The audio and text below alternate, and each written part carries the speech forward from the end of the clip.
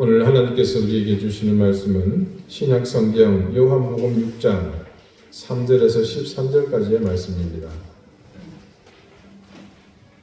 신약 151쪽입니다.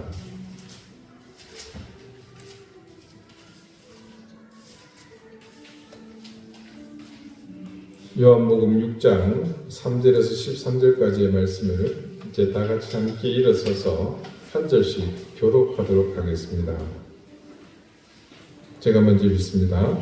예수께서 산에 오르사 제자들과 함께 거기 앉으시니 마침 유대인의 명절이 6월절이 가까운지라 예수께서 눈을 들어 큰 무리가 자기에게로 오는 것을 보시고 빌립에게 이르시되 우리가 어디서 떡을 사서 이 사람들을 먹이겠느냐 하시니 이렇게 말씀하시면 친히 어떻게 하실지를 아시고 빌립을 시험하고자 하시니라. 빌립이 대답하되 각 사람으로 조금씩 받게 할지라도 200데나리온의 떡이 부족하리이다.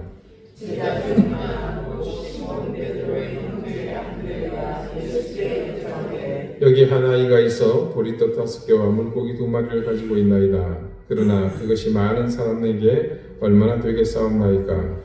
예수께서 이르시되 이 사람들과 함께하라 하시니 그곳에 잔디가 많은지라 사람들이 앉으니 수가 5,000명 정도 되더라. 예수께서 떡을 가져 축사하신 후에 앉아있는 자들에게 나눠주시고 물고기도 그렇게 그들의 원대로 주시니라. 그들이 배부른 후에 예수께서 제자들에게 이르시되 남은 조각을 걷고 버리는 것이 없게 하라 하시고 같이 읽죠. 이에 그들이 보리떡 5개로 먹고 남은 조각이 12바구니에 찼더라. 아멘. 자리에 앉으시기 바랍니다. 하나님께서 이 말씀을 우리에게 전해 주시기를 원합니다. 오늘은 여러분에게 지난주에 예고해드린 대로 태국 치앙마이에서 선교하고 계신 신종승 유사님 말씀을 전하겠습니다. 우리 두 번째죠.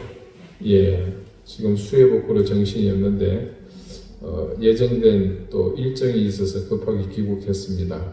그래서 오늘 태국의 상황과 함께 선교 보고와 더불어 말씀을 전해주시겠는데 하나님께서 전하는 목사님께 함께 하시고 또 여러분에게도 큰 은혜가 있는 시간 되시기를 바랍니다. 이제 목사님 말씀 전해주시겠습니다.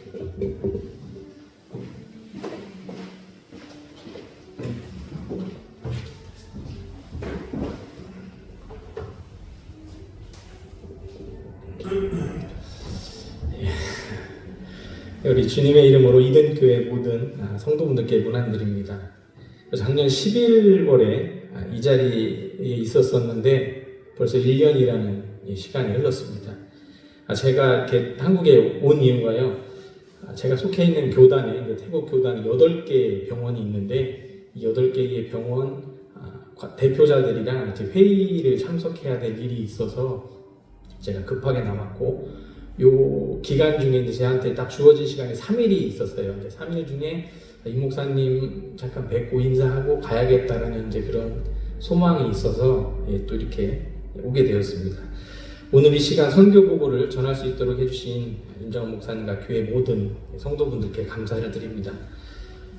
제가 일주일에 한 번씩 저희 맥케인 병원에서 설교를 해요. 교회에서 설교를 하는데 주로 연세가 많으신 어르신들입니다. 근데 이분들이 뭐라고 하시냐면 신목사 설교가 5분을 넘게 되면 자기들은 잔대요. 그러니까 본인들의 의지와는 상관없이 이게 자꾸 이제 좋으시는 거예요. 이제 저희 병원에 이제 96세 되신 할머니가 한 분 계신데 이렇게 말씀도 이렇게 잘하시고 천천히 걷기도 하시는 분인데 한 번은 이 할머니랑 제가 그 신방 약속을 했습니다. 제가 나환자병동에 할머니를 뵙고 이제 막 이런저런 이야기를 일주일에 2-3번 정도 나누는데 한 번은 제가 약속된 시간보다 조금 늦게 갔어요. 오전에.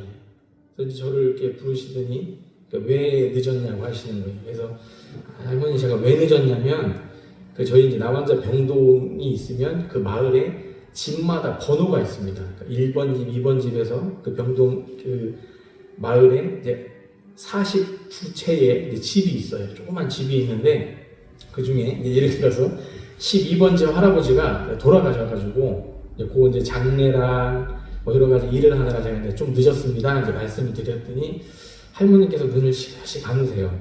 감으시고 이제 저한테 갑자기 질문이 그 할아버지가 나이가 어떻게 되냐라고 물어보시더라고요. 그래서 제가 그 당시 기억이 이제 84 되셨거든요. 그러니까 84 되셨습니다. 이렇게 말씀을 드리니까 또 지그시 눈을 감으세요. 감으시고 할머니가 눈을 뜨시고 저한테 조용히 하시는 말씀이 요즘 젊은 것들이 건강관리를 안 해서 일찍 쓰러진다 이렇게 얘기하시는 그러면서 또 할머니가 저한테 말씀하시기를 그러니까 설교를 길게 하지 말라는 거예요. 그러니까 전혀 상관없는 말을 하시는데 그러니까 우리가 자꾸 좋으니까 핵심만 짚어서 얘기를 해달라 이 얘기를 하시는 거예요.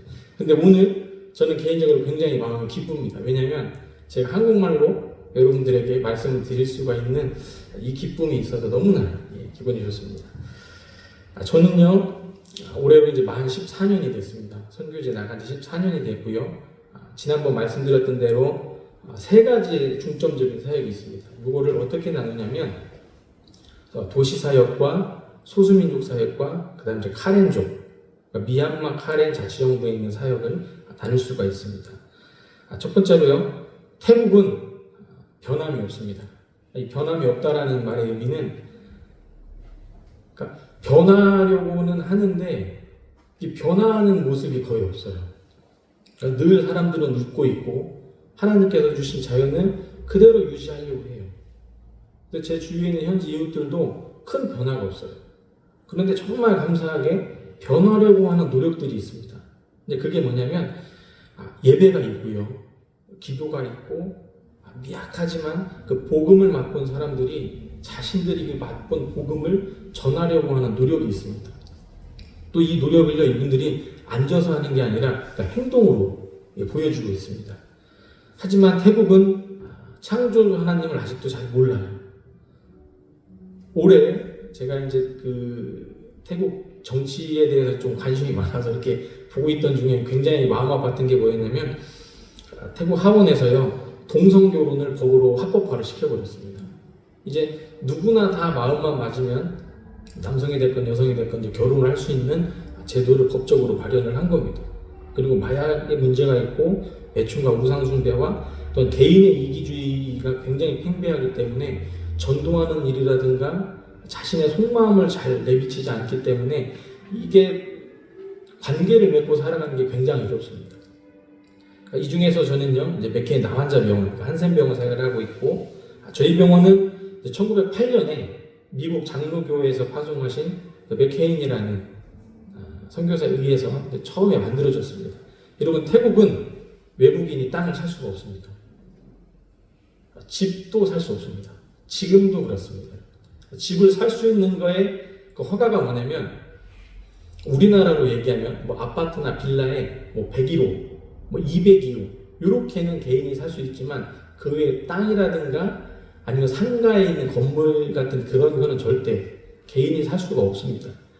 근데 1908년에 저희 맥케인 선교사가 그 당시에 태국 치앙마이를 다스리던 분봉왕에게 땅을 요청을 합니다. 그 요청의 이유는 한센병 환자들을 다 불러서 우리 그 거주에서 치료도 하고 공동체 마을을 살아가면서 같이 살아가겠다라고 얘기하지만 처음에는 거절을 합니다. 왜냐하면 이 사람이 태국 사람도 아니고 외국 선교사이기 때문에. 하지만 다시금 이 사람이 마음을 바꿔서 땅을 하사한 게 이제 지금의 저희 땅인데 저희 병원이 그 서울의 여의도라고 보시면 됩니다. 강 한가운데에 있는 이제 작은 섬이에요. 10만 평 정도 되는 섬인데 이제 지금은 이 땅의 절반은 그 공사를 했습니다. 그래서 이제 육지랑 붙어 있게끔 돼 있는 땅이었는데 그 당시 분봉왕이 이 땅을 준 이유는 이 땅이 밀림입니다. 그리고 코끼리가 살고 있었어요. 여러분 태국 사람들이 코끼리를 좋아하거든요. 근데 그 당시에 지금도 그러지만 전설 속에 나오는 하얀색 코끼리가 있다라고 이분들이 믿었습니다. 그래서 일반적으로 일반 사람들이 그 땅을 가기를 꺼려하는 거예요. 이 땅에서 저희 가정이 한센병 환자들과 또한 직원들과 함께 사역을 하고 있고요. 또 저는 그 한센노에 속한 미자립 교회가 있습니다. 한 곳이 있는데 그 미자립 교회가 8가정이 있어요. 그래서 그 8가정을 제가 한 달에 한 번에서 한 달에 2번 정도 같이 가서 그분들이랑 예배하고 같이 이제 교제를 나누고 있는데 올해 침수 피해를 굉장히 크게 받았습니다. 근데 교회가 없고 이제 가정에서 드리는 가정 교회 형식인데 그래서 이제 이분들에게도 큰 피해가 있었고 제가 이제 한국에 나오기 전에 마지막 예배를 드리면서 계속 우리가 이 어려운 상황을 위해서 기도하고 또 기회가 되면 하나님께서 주시는 그 교회 건축을 위해서 같이 기도하자고 이야기를 했습니다. 그러니까 두 번째는 이제 소수민족 사역인데 카렌족입니다, 여러분. 카렌족인데 그 중에서도 극소수인 이제 포카렌이라는 카렌족이 있어요. 그러니까 스고라는 카렌이 있고 포카렌이 있고 여러분 카렌족 하면 혹시 목에 이렇게 채우는 카렌도 기억하시죠? 요 카렌도 있는데 지금은 이걸 하지 않습니다, 여러분. 그 중에 이제 저는 포카렌인데 이들과 함께 예배하고요, 전도하고요. 그 다음에 이제 예를 들어서 전도사님이 그 마을에 어떤 집을 신방을 가고 싶은데 무당이 못 가게 하는 경우가 있어요. 왜냐면 이제 싫은 거예요, 무당이. 저 서양신을 믿는 어떤 선교사를 데리고 오고 그런 게 싫어서 못 가는 마을이 있는데 그럴 때마다 제가 속한 병원에 병원 옷을 입고 그 마을로 가서 전도를 합니다.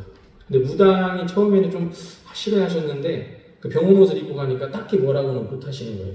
그래서 제가 고아와 과부와 그 다음에 장애인이 되신 분들을 위해서 이제 만나는데 모든 마을이 그런 건 아니지만 이분들은 마을에서 약자입니다.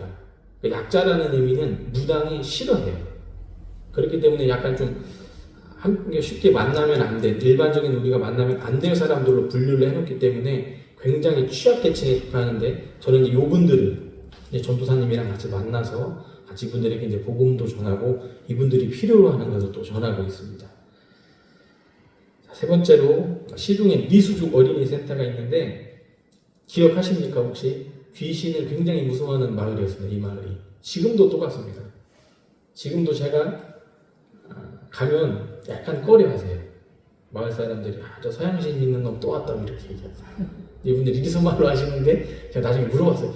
저 할머니 할아버지가 도대체 저한테 리수말로 하는 게 뭐냐 그러니까 처음에는 안 알려주시더라고요. 나중에 이제 계속 물어보니까 좋은 말은 아닌데 서양신을 믿는 예를 들어서 목사님이 와서 이제 그게 싫다라고 얘기하는 겁니다. 근데 이 마을은요 마약이 굉장히 또 유명하고 귀신을 섬기는 걸로도 유명합니다. 그 중에서 이제 저랑 사역하고 있는 우리 삼전도사님이 27년 동안 이 마을을 위해서 계속 어른 전도를 했는데 지금까지도 어른이 예수를 믿는 분이 없습니다. 그래서 저희가 사역의 방법을 바꿔서 어린이 전도를 시작을 했고요. 지금 공부방을 만들어서 함께 사역을 같이 하고 있습니다. 예전에는요, 코로나 전에는 예수를 믿는다고 아버지한테 맞고 머리채까지 끌려서 저희 센터로 와서 우리 전도사님이랑 싸우는 일도 많았습니다. 하지만 지금은 마을에서 아이들을 보호해주고 아이들이랑 같이 있어주는 것 자체를 인정을 하기 시작했는데 한 가지 문제는 아직도 우리 전도사님 부부가 마을에서 왕따입니다. 그러니까 왕따라는 의미는 이 사람이 지나가는데 인사도 하지 않는 거예요. 이게 몇 년 동안이냐면 거의 27년 동안. 그러니까 굉장히 외로운 사역을 우리 전도사님이 하고 계세요.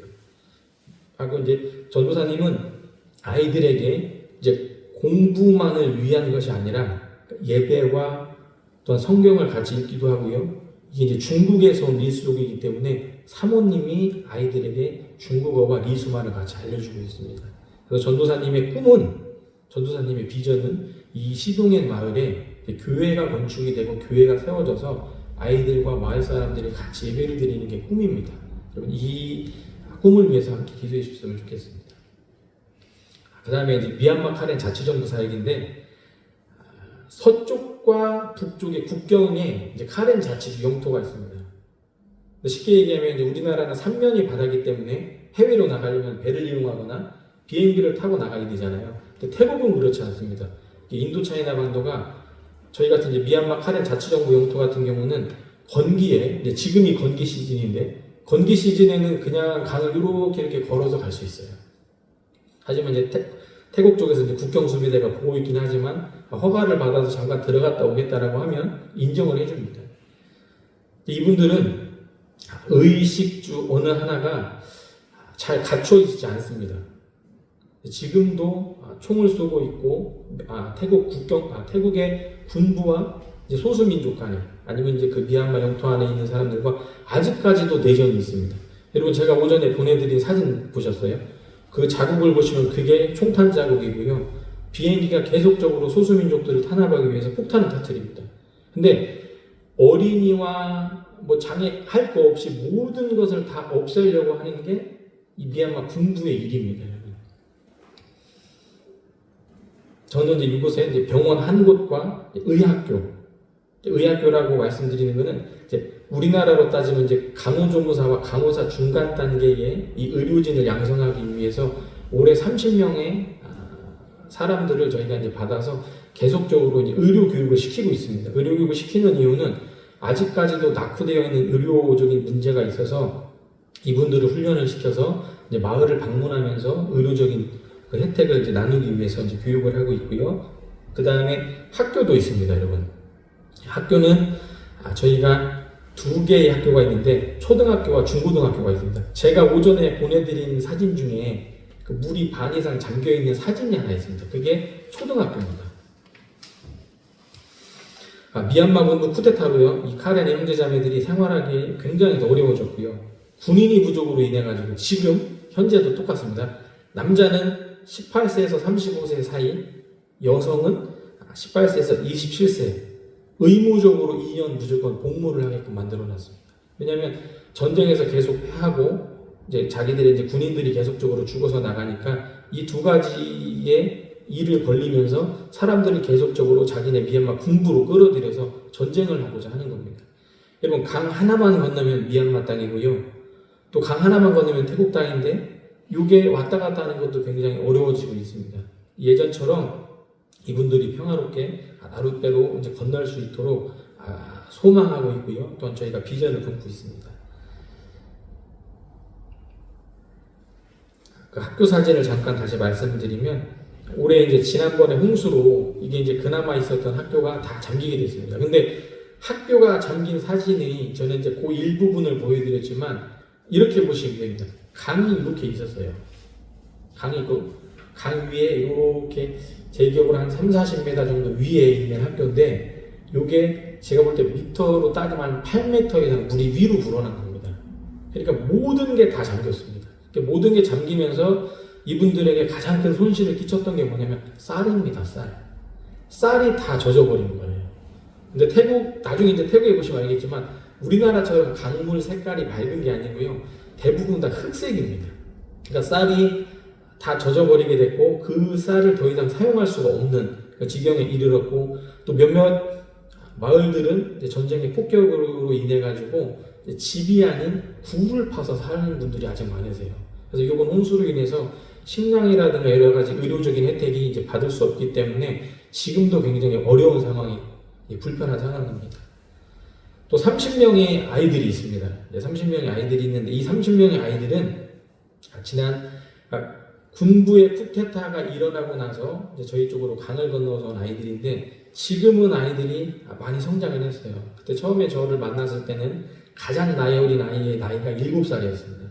7살이었고 가장 나이가 많았던 아이 학년이 5학년 정도 됐는데 지금은 이제 저희가 정부와 다시 이야기를 하고 해서 군부의 쿠데타가 끝나지 않았고 그래서 이 아이들의 거주를 언제까지 책임을 질 수 있을까라는 이제 이야기를 나누었는데 결과적으로 정부는 이 아이들이 중학교 3학년 나이까지만 있을 수 있도록 허가를 해줬습니다. 그래서 요 안에 군부의 전쟁이 끝나야만 이 아이들이 다시금 자신들이 살았던 마을로 돌아갈 수 있습니다. 그래서 아이들은 이제 지금까지 우리 이제 현지 사역자분 한 분 하고요, 이제 저하고 같이 연합해 사역하면서 아이들을 계속적으로 지원하고 있습니다. 자, 여러분 오늘 말씀에 비추어서 잠깐 이야기를 하겠습니다. 여러분은 혹시 어떠한 달란트가 있으십니까? 달란트. 지금 저희 아이들이 이제 셋인데 달란트라고 얘기하면 종이를 자꾸 얘기를 하는 거예요. 종이를 말씀을 해오고 뭔가 어떤 일을 막 하게 되면 이제 1달란트, 2달란트를 주고 3개월에서 6개월마다 한 번씩 이제 달란트 시작을 하니까 달란트가 뭐냐라고 물어보면 종이를 자꾸 얘기하는 거예요. 그래서 제가 몇 번을 소개를 했어요. 아니야, 달란트는 그거는 그냥 부르는 거고 달란트는 뭐를 달란트라고 하는 거야라고 제가 다시 이야기를 해줬어요. 자, 여러분 혹시 여러분들은 우리 성도분들은 혹시 어떠한 달란트를 가지고 계십니까? 저 개인적으로 이렇게 피아노 치시는 분을 굉장히 존경합니다. 왜냐면 저 요한이가 둘째가 요한이거든요. 피아노를 배우고 싶다고 해서 했는데 바이엘 학원만 2년을 쳤습니다. 그러다가 요한이가 어느 날 오더니 저에게 얘기를 했어요. 아빠, 자기는 피아노는 아닌 것 같아요. 자기가 너무 마음이 아프대요. 이 머릿속은 되는데 이게 안 따라준다는 거예요, 손이. 그래서 어쩔 수 없이 이제 피아노를 못 배우게 된 그런 상황인데, 혹시 달란트, 예를 들어서 이제 저님께서는 이제 피아노 치시는 게 또 달란트가 되실 수 있고, 또 모든 분들이 아무리 작아도 달란트는 하나씩 갖고 계시는 것 같아요. 근데 우리는요, 일반적으로 그 달란트가 정말 특출나거나 아니면 무언가 다른 사람에게 돋보여야 되는 게 달란트라고 생각하는 경우가 굉장히 많이 있습니다. 그리고 오늘 본문 말씀을 살펴보면 세 가지의 시선이 있습니다. 예수님의 시선이 있고요, 제자들의 시선이 있었고, 아이의 시선이 있었습니다. 그 상황을 보면 예수님께서는 다 알고 계셨죠. 그 제자들을 통해서 야, 어떡할 거야, 너희들이 그럼 먹을 걸 가져오라고 말씀을 했습니다. 그러니까 명령을 하신 거죠. 그래서 제자들은 예수님, 이 사람들을 다 먹이려면 200데나리온이나 되는 좀 부족한 상황인데 우리가 어떻게 할 수 있겠냐는 거예요. 그러자 예수님께서는 전혀 다른 이야기를 하시죠. 야, 그러면 너희들이 갖고 있는 게 뭐냐라고 물어보십니다. 여러분, 이게 포인트입니다. 너희가 갖고 있는 게 뭐냐라고 하죠. 그러자 안드레가 작은 아이를 데리고 오면서 이 아이가 가지고 있는 게 있는데 보리떡 5개와 물고기, 그러니까 떡 5개와 물고기 2마리가 있다는 거예요. 여러분, 그 아이는요, 예수님의 그 설교를 들으려고 예수님을 만나고 싶어서 어머니하고 얘기했을 것이고요. 어머님은 이 아이가 배가 고프면 안 되니까 정말 아이가 먹을 수 있는 만한 도시락 하나를 싸서 아이에게 준 겁니다. 그래서 이 아이는 그 도시락을 가지고 앉아서 예수님 말씀을 들었고, 이상하게 어떻게 하다 보니까 이게 예수님의 앞까지 간 거예요. 자, 결국에는 5,000명이나 되는 사람들이 먹고 12광주리가 남았습니다. 여러분, 예수님의 선교 사역은요, 혼자가 아닌 사람과 함께 하시는 것을 굉장히 좋아하십니다. 그 사람은요, 다 갖추어진 사람이 아닌 정말 어린아이와 같은 사람도 쓰신다는 거죠. 즉, 이게 누구냐면 우리 모두입니다, 여러분. 저는 예수 그리스도의 복음의 진실함이 여러분을 통해서 전 세계로 퍼져나가길 기대하며 소망합니다. 그리고 이루어지길 저 역시 태국에서 계속 기도하겠습니다. 올해 저희 가정에 2가지의 좀 큰일이 있었습니다. 첫 번째는 이제 아내가 뇌경색이 왔었어요. 주일 사역을 마치고 제 아이가 이제 아내가 그 교회학교 교사 사역을 하고 나서 회의하는데 선교사 한 분이 저를 막 찾으러 뛰어오신 거예요. 근데 원래 그 주간에 이제 제가 소수민족 산에 가서 이제 설교도 하고 회의도 하고 해야 되는데 이상하게 토요일 날 마음이 힘들더라고요, 가는 게. 그래서 전도사님한테 양해를 이제 구하고 나서 이제 아내랑 아이들이랑 같이 이제 갔는데 그 선교사 한 분이 막 저한테 뛰어오셔가지고 사모님이 이상하다는 거예요. 그래서 제가 이제 들어갔더니 아내가 의자에 앉아있는데 축 처져 있고 뒤에 계시는 선교사님들이 이제 막 아내를 이렇게 주물러주고 계시더라고요. 그래서 근데 제가 갔는데 아내가 저를 보고 되게 막 웃는 거예요. 그러니까 제 얼굴을 보고 되게 웃겼대요. 저는 솔직히 아내가 장난하는 줄 알았어요, 처음에. 근데 가니까 저 왜 그러냐 그러니까 사모님이 고개를 숙였다가 일어났는데 그냥 이제 막 뒤로 넘어가려는 걸 뒤에 분이 잡아주신 거예요. 근데 말을 어눌하게 한다라고 하는 거예요. 그래서 제가 이제 병원에 근무하다 보니까 또 저희 노인 요양을 같이 하다 보니까 제가 이제 딱 아는 거죠. 이게 뇌경색 같다라는 생각이 딱 들어가지고 바로 차를 태우고 갔어요. 병원에 가서 여러 가지 검사를 하고 있는데 정말 다행히 하나님께서 혈관은 터지진 않았지만 그 막혀있다는 거였어요. 혈전이 3곳이 막혀있어서 입원을 해라고 하셔서 입원을 했습니다, 여러분. 입원을 하고 혼자 이렇게 벤치에 앉아있는데 이게 사역을 내려놓고 이제 한국에 가야 되는 건가라는 그런 무서움이 제가 있었어요. 왜냐면 저는 아내 없이는 제가 사역을 할 수가 없는 상황이고 또 새 아이의 엄마이고 또 제 아내이기 때문에 좀 마음이 너무 복잡했어요. 그런데 하나님께서 아내를 통해서 또 깨닫게 해주신 게 뭐냐면 야, 신목사야, 너 지금 네가 누구랑 사역하고 있는지를 다시 한번 생각해 봐라라고 하는 어쩌게 일종의 하나님이 저에게 생각을 다시 해보라고 하는 사인을 주셨던 것 같아요. 지금 아내는 거의가 좋아졌습니다. 좋아졌지만 아직 5%는 이제 왼쪽 손과 왼쪽 다리가 아직 돌아오지가 않아서 이제 계속 재활치료를 하고 있어요. 또 저는 이 사인이 선교사로서 목회자로서의 기본이 어떻게 돼 있는지를 오히려 저희 가족에게 하나님께서 물어봐 주신 것 같아요. 또 하나는요, 홍수입니다. 여러분, 홍수를 제가 3번을 맞았습니다. 2년 전에 한 번 맞고 올해 2번 있는데 일주일 간격으로 홍수가 왔어요. 그러니까 2년 전에는 너무 정신이 없어가지고 1층에 있는 모든 살림들이 다 없어졌습니다. 다 못 쓰게 됐고 물이 4일 후에 빠져서 나가서 그 진흙을 다 퍼내고 하는데 한 2주가 걸렸던 것 같아요. 그래서 이제 홍수가 안 오겠지. 어른들이 다 말씀하시더라고요. 신목사님 걱정하지 말래요.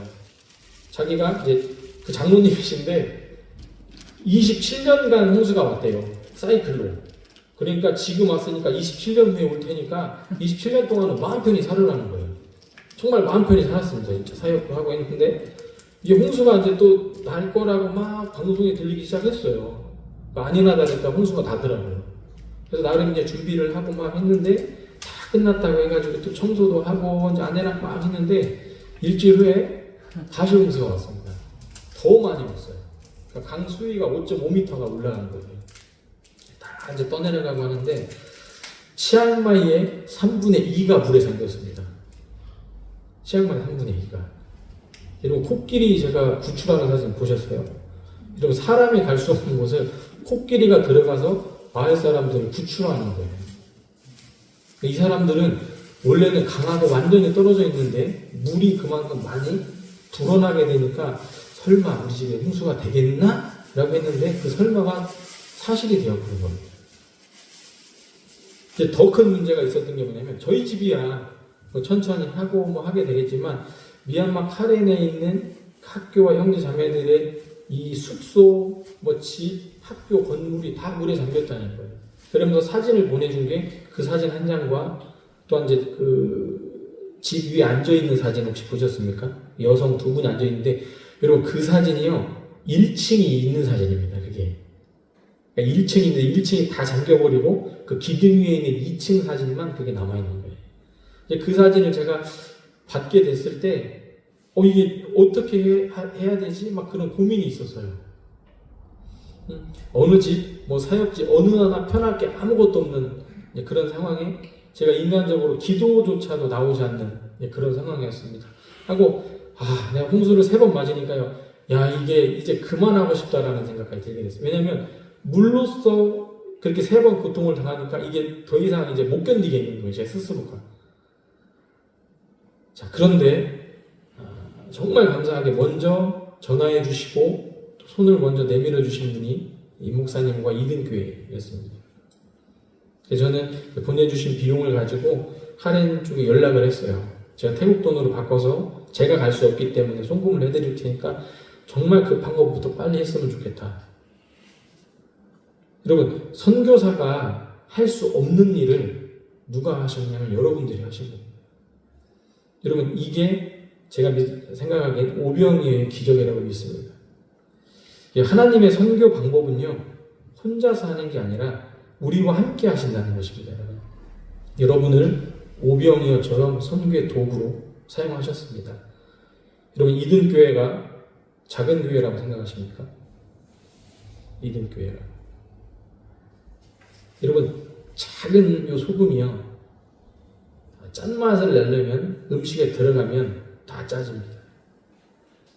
산 위에 있는 동네가 어둡죠 밤에. 근데 정말 작은 불빛 하나가 켜지면 멀리서도 저기에 마을이 있어 집이 있어라고 알게 됩니다. 여러분 이든교회를 이루고 계신 여러분들이 작은 사람이 아님을 저는 기억을 해주셨으면 좋겠습니다. 이든교회 성도 여러분은 그리고 주님의 몸된 교회인 이든교회는 카렌의 형제자매들과 또 난민 아이들에게 좋은 이웃이 되어주셨습니다. 여러분 태국과 미얀마 카렌의 형제자매들에게 무엇이 되어주셨냐면 여러분 떡과 물고기가 되어주셨습니다. 여러분 제가 시편 70편에 있는 찬양인데 어떻게 이게 나와 있냐면요. 주를 찾는 모든 자들이 주로 말미암아 기뻐하고 즐거워하게 하시며 주의 구원을 사랑하는 자들이 항상 말하기를 하나님은 위대하다 하게 하소서. 주를 찾는 모든 자들이 주로 말미암아 기뻐하고 즐거워하게 하시며 주의 구원을 사랑하는 자들이 항상 말하기를 하나님은 위대하다 하게 하소서. 여러분, 이든 교회를 통하여 주를 찾는 모든 자들이 이같이 살아나기를 바라겠습니다. 저는 짧게 여러분들께 인사를 드리고 짧게 말씀을 전하지만 제가 다시금 태국으로 돌아가면 저희 가정이 여러분을 위해서 그리고 여러분이 보내주셨던 그 재정을 통해서 삶의 그 정말 작은 빚을 잃었던 사람들에게 하여튼 이 소식을 함께 나누도록 하겠습니다. 그러니까 기도하겠습니다. 하나님 감사합니다. 귀한 날 귀한 시간 주시고 주님의 몸된 교회 아버지 태국에 있는 영혼들과 어떤 소수민족의 형제 자매들과 어떤 미얀마 카렌의 형제 자매들의 이야기를 또 하나님께서 하시고자 하시는 그 선교의 그 사역들을 나누었습니다. 하나님께서는 예수님께서는 이 모든 영혼들이 주 앞에 나오기를 바라는데 혼자가 아닌 우리를 통하여 함께 하심을 우리가 알고 있습니다. 하나님 가장 작은 달란트일지라도 하나님께서 쓰시고자 하신다면 5,000명이나 되는 사람들이 먹고 남았던 것처럼 우리 이든 교회를 주님께서 사용하여 주시고 정말 우병의 역사가 매일매일 일어나는 귀한 교회와 또한 성도들이 될 수 있도록 아버지 인도해 주시옵소서. 하나님 늘 주의 사랑과 평안을 잊지 않는 귀한 성도들이 될 수 있도록 아버지 인도해 주시옵소서. 하나님 감사드립니다. 예수님의 이름으로 기도했습니다.